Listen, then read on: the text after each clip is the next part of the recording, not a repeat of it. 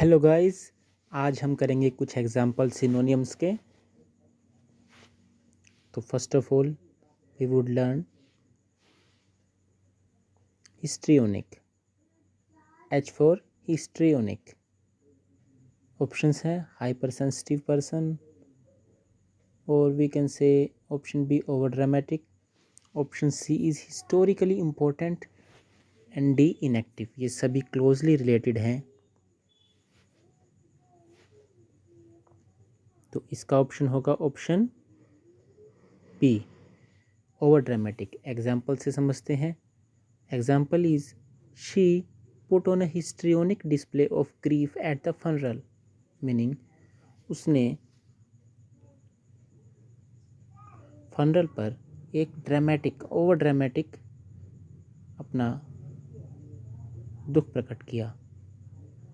Histrionic से हमें लगता है क्लोजली रिलेटेड हिस्टोरिकल इम्पोर्टेंट होगा या कोई हाइपर सेंसिटिव, ये सब क्लोजली रिलेटेड हैं, but the real answer is over dramatic.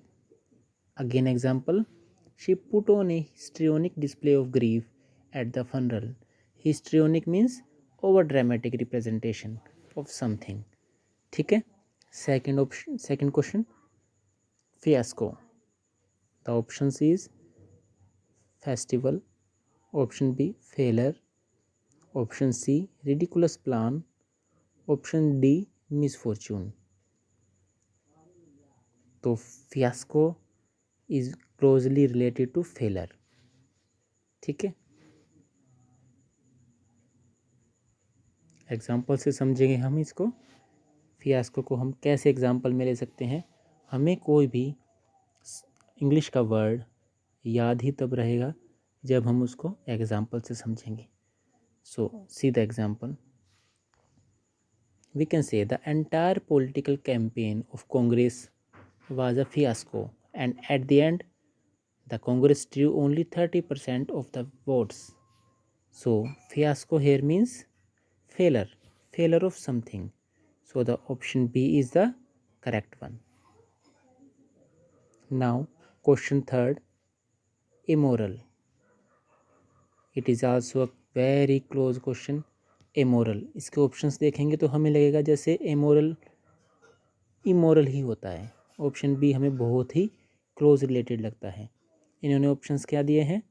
Option A loving, option two immoral, option C uninvolved and option D highly ethical. So आप सोचिए कुछ सेकंड्स के लिए।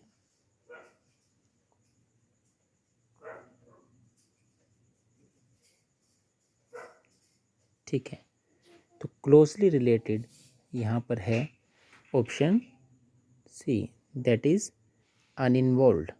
Option C that is uninvolved. तो हम कैसे समझेंगे इसे? एग्जाम्पल से समझते हैं। इमोरल जो होता है, अगर हम किसी चीज़ को इमोरल कहते हैं, इसका मीनिंग वो कभी भी किसी भी चीज़ को ना तो एग्री कर रहे होते, ना राइट और रॉन्ग के लिए अपना मत रख रहे होते किसी भी चीज़ में। जैसे I strongly disagree with this immoral approach to the politics. I strongly disagree with this immoral approach to politics. Example 2, the film was very violent and immoral. Option C, sentence C, Anita envied her sister's immorality. Immoral होने का meaning है किसी भी चीज़ में uninvolved होना, हमें care ही नहीं करना कि ये ठीक है या गलत है, अनइन्वॉल्व रहते हैं, दैट इज़ इमोरल। इमोरल होना अलग बात है, जो ऑप्शन भी दिया है। तो हम ये नहीं कह सकते कि कोई व्यक्ति इमोरल है, हम उसे इमोरल कहते हैं जो कि अनइन्वॉल्व रहता है किसी भी एस्पेक्ट में। ठीक है। नाउ फोर्थ करते हैं। फोर्थ क्वेश्चन है VIRILE। It is viral. ठीक है। ऑप्शंस देखिए इसके क्या सिनोनिम होगा। अगर आपको याद है, आपने अच्छे से प्रैक्टिस की है, तो आप बता देंगे।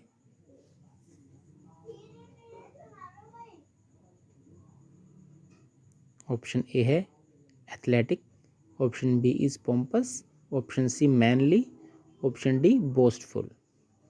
सो वायरल का मीनिंग होता है it is about a person और a personality which is full of sexual strength and energy, है ना, जो कि हमें अट्रैक्ट कर रहे हैं। हम नहीं कहते मैनली एटीट्यूड इज़ अट्रैक्टिंग अस। सो इसी तरह से है वायरल। तो शी एथलेटिक इसका क्लोज रिलेटेड नहीं हो सकता, पोम्पस भी नहीं होगा, बोस्टफुल होना तो बिल्कुल नहीं होगा, manly. This will be the right answer, option C manly. Sentence में देखते हैं, sentence is she likes her man young and virile. ठीक है, तो it is a manly. Now question number 5, ये बहुत ही आसान है क्योंकि काफ़ी बार ये द हिंदू न्यूज़पेपर या अदर इंग्लिश न्यूज़पेपर में देखा जाता है। एमेलियोरेट, एमेलियोरेट मीनिंग, इसके ऑप्शन से पहले देखते हैं क्या ऑप्शन दिए। To appease, to make excuses, to humiliate और टू इम्प्रूव। तो बहुत ही आसान है, इसका आंसर होगा टू इम्प्रूव। एमेलियोरेट काफ़ी बार यूज़ होता है उस सिचुएशन में जब हम इसे कहेंगे, एग्जाम्पल से देखें, जैसे he believed that if he wore his pyjamas inside out it would ameliorate the chance of snow. और दूसरा सेंटेंस लेते हैं एग्जाम्पल से,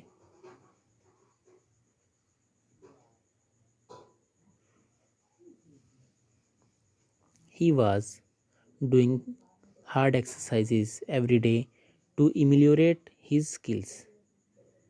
इमेलियोरेट meaning improve, it is improving something, हमें क्या कर रहे हैं, हम इम्प्रूव कर रहे हैं। ठीक है, he is trying to ameliorate the suffering of people. Ameliorate meaning improve करना। ठीक है, ये एक बहुत ही पॉजिटिव सेंटेंस है। Next, consummation. Next 6th question is consummation. Options देखिए, राइट आंसर क्या होगा बताइए।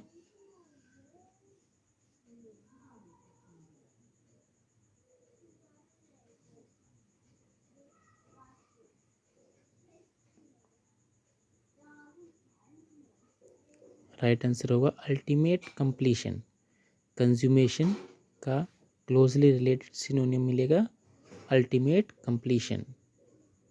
इसे हम एग्जाम्पल के माध्यम से समझते हैं।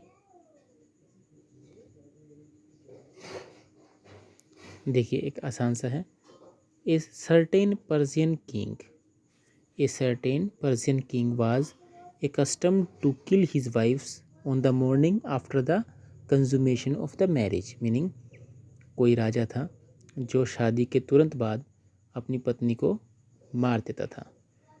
तो इसमें हमने क्या यूज़ किया, on the morning after the consummation of the marriage. So consummation क्या शो कर रहा है, कंप्लीशन ऑफ समथिंग। ठीक है, नेक्स्ट क्वेश्चन इज ड्यूप्लिसिटी। ये आप बता ही देंगे, बहुत ईजी है।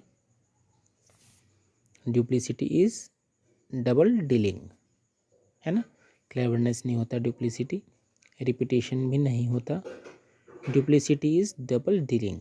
इसे हम कैसे यूज़ करेंगे सेंटेंस में, आइए देखते हैं।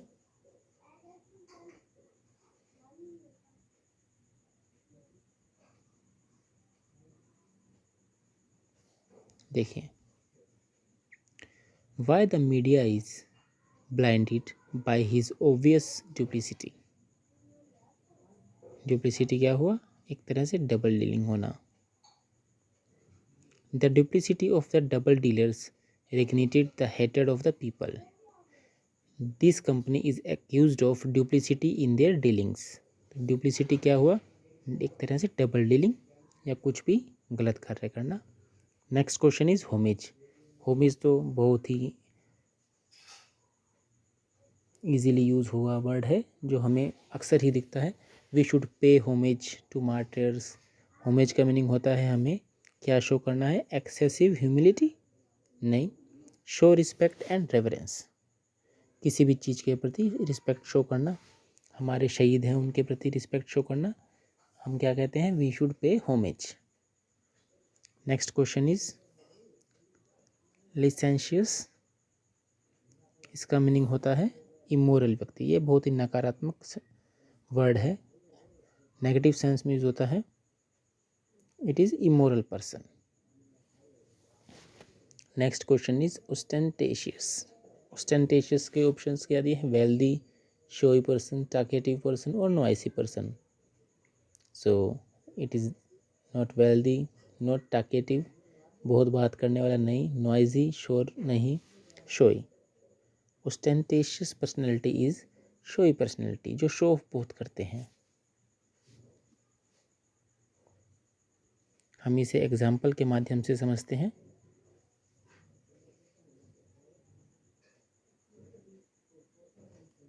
एग्जाम्पल सपोज कीजिए, हिज लाइफ ऑफ ओस्टेंटेशियस ऑस्टेरिटी, है ना।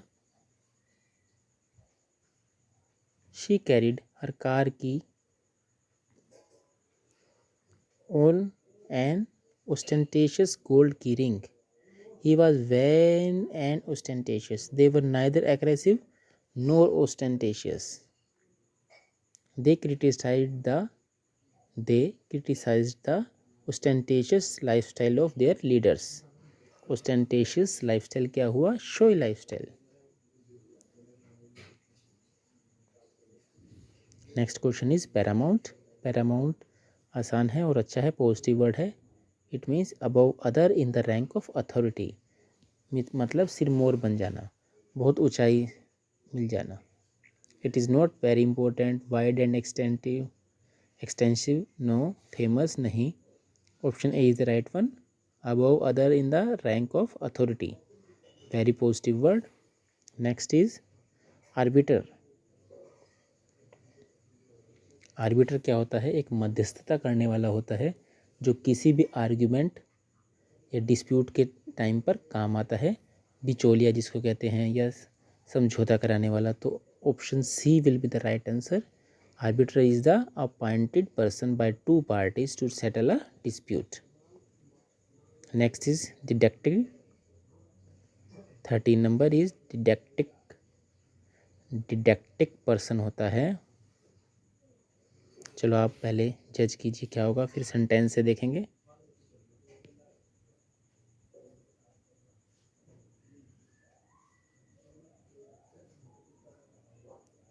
कर लिया आपने। डिडक्टिक का मीनिंग क्या होता है, of the nature of teaching. इसको एग्जाम्पल से समझते हैं। James was a very didactic person, he really loved teaching. आ गया ना, टीचिंग से related.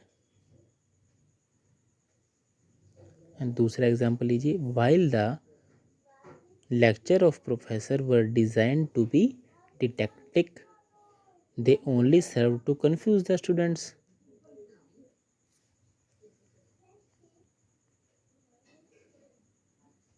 Next question is emulate.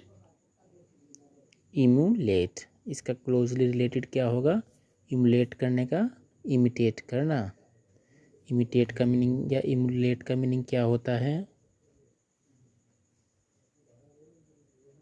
Emulate या इमिटेट का मीनिंग होता है to try to do something और बेटर देन समबडी। ठीक है।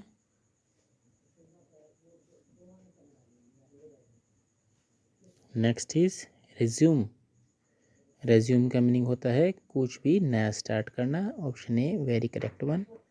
सो we did the 15 synonyms which are very important for our exams, be it a KV exam, state PCS exam, state SSC exams, or any other English exam which is important. So we would again read some synonyms and their answers in next video. So for the time being आप इसको बार बार कीजिए revise sentences के साथ और practice कीजिए। Okay, good bye.